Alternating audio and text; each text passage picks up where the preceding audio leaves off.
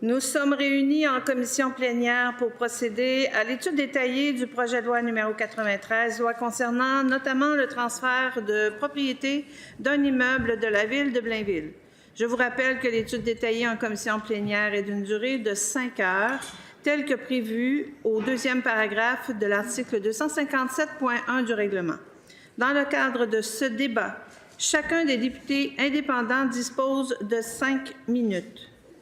Nous entreprendrons les travaux de la commission plénière avec l'étude de l'article 0.1 parce que la ministre a déposé un amendement 0.1. Donc, y a-t-il des interventions sur cet article?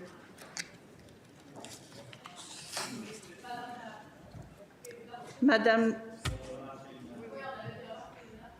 allez-y. Il n'y a personne d'autre qui faisait des remarques? Oui, bien sûr. Est-ce que vous faites des remarques préliminaires?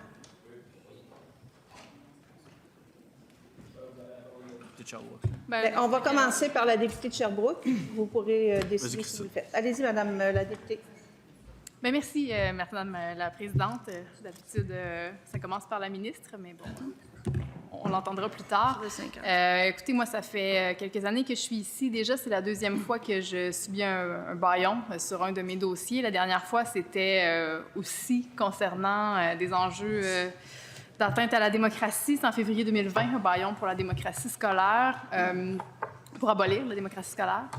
Là, en ce moment, on est en train de faire un bâillon sur un autre projet de loi qui vient porter atteinte à la démocratie, cette fois-ci la démocratie municipale. Et pour ajouter à l'odieux de la situation, c'est un bâillon qui est imposé avant même qu'on ait fait l'adoption de principes et qu'on ait commencé l'étude détaillée. Donc, c'est inhabituel qu'on ait à faire des remarques préliminaires pendant un bâillon. Vous comprendrez que je ne suis pas très heureuse de me retrouver ici en pleine nuit pour faire ça. Là, il est 1h32 du matin. On se fait imposer un projet de loi qui vient bafouer les compétences municipales, qui vient contourner nos règles environnementales.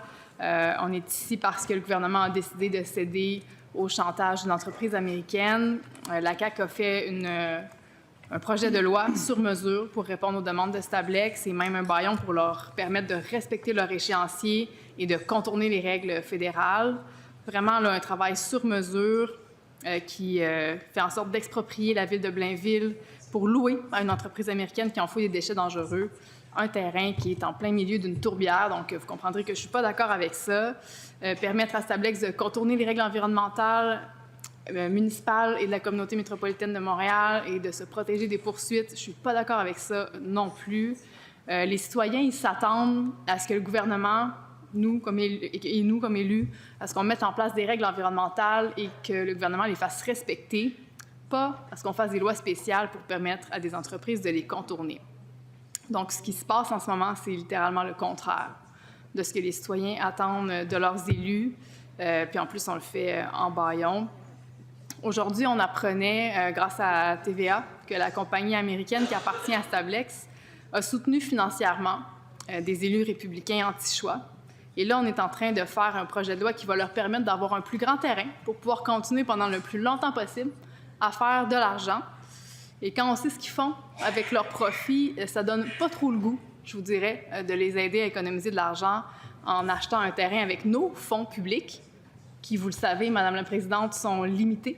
On ne peut pas tout faire, on vit même des compressions en ce moment, et là, on utilise nos fonds publics pour leur permettre à eux d'économiser 100 millions.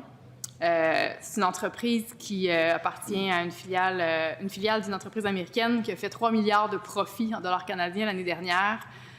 3 milliards de profits, là, pas de revenus. Donc, on s'entend qu'il aurait pu acheter n'importe quel terrain sur le territoire du Québec avec ces fonds-là sans avoir besoin que le gouvernement du Québec paie la facture comme c'est prévu dans ce projet de loi.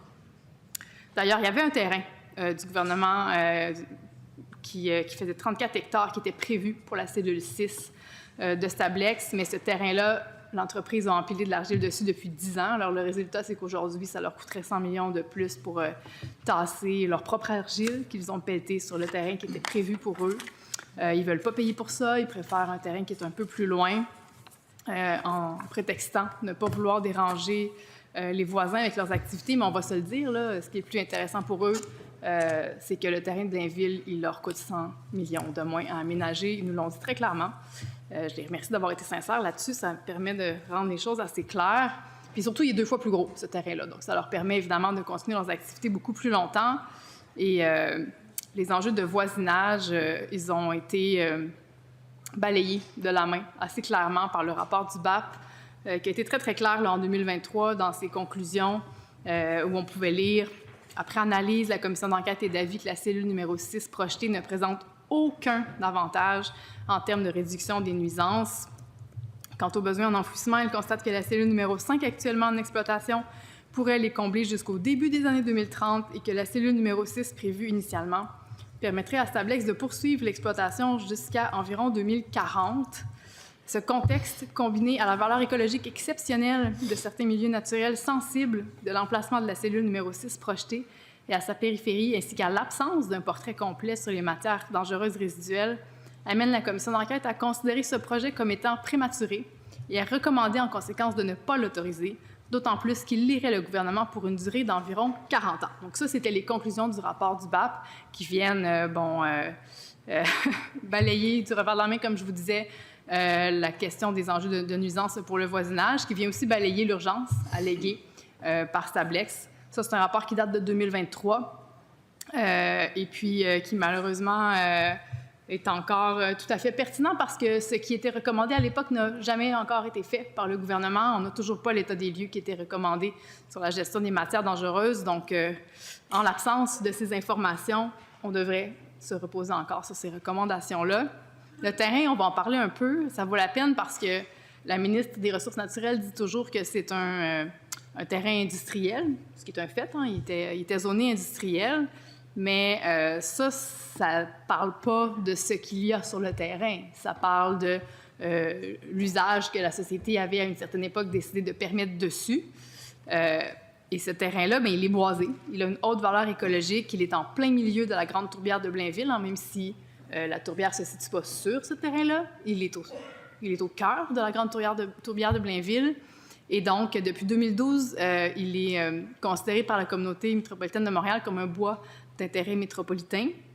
Et d'ailleurs, il a été protégé depuis 2022 par la communauté métropolitaine de Montréal par un règlement de contrôle intérimaire pour aider la CMM à atteindre son objectif de protéger 30 % des milieux naturels du Grand Montréal, ce qui avait d'ailleurs été approuvé par le gouvernement du Québec. Hein, les règlements de contrôle intérimaire sont adoptés par le gouvernement parce que c'est aussi une orientation gouvernementale de protéger 30 % du territoire. Et donc, avec ce règlement-là, la CMM était venue corriger une erreur du passé là, sur le zonage de ce terrain-là. Il voulait protéger à perpétuité le terrain. Il y avait des fonds prévus pour ça, pour l'aménager, le rendre accessible. Et avec son projet de loi, bien, le gouvernement vient nous ramener dans cette erreur du passé de considérer que c'est possible de faire un usage industriel sur le terrain en question. Ils viennent faire tomber la protection prévue pour le terrain. Donc, vous comprendrez qu'on n'est pas d'accord avec ça. Le terrain, il est dans un important corridor forestier. Il est lui-même dominé par un important couvert forestier qui contribue à la canopée de la ville de Blainville, qui est en plein corridor faunique. Il y a des espèces à statut précaire comme la salamandre à 4 orteils, plusieurs centaines d'espèces d'oiseaux. Il y a des milieux humides. Et puis, de venir permettre les activités de Stablex au milieu d'un aussi vaste complexe de milieux naturels, ça vient vraiment porter atteinte à l'intégrité du milieu naturel. Ça vient briser la continuité des écosystèmes et c'est un grave problème.